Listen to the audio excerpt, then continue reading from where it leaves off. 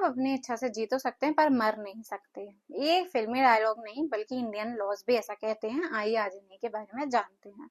Welcome to legal dose with Arya. तो बात हो रही है मर्सी किलिंग, यूथेनेशिया या फिर इच्छा मृत्यु की।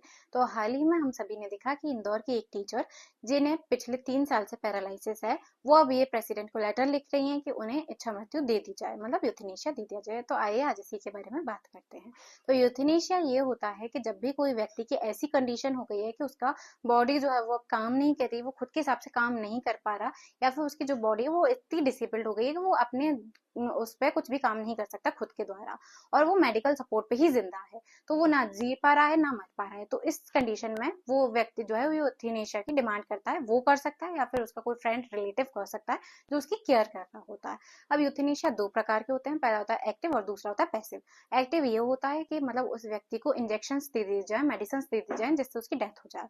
वहीं पैसिव ये होता है कि वो जिस मेडिकल सपोर्ट से जिंदा था, दवाई गोली या फिर वेंटिलेटर, वो हटा लिया जाए जिसके कारण उसकी डेथ हो जाए। अब ये जो परमिशन रहता है यूथेनेशिया का, वो देता है हमारे देश के प्रेसिडेंट, क्योंकि आर्टिकल 21 जो है हमारे इंडियन कॉन्स्टिट्यूशन का, वो कहता है कि राइट टू लाइफ।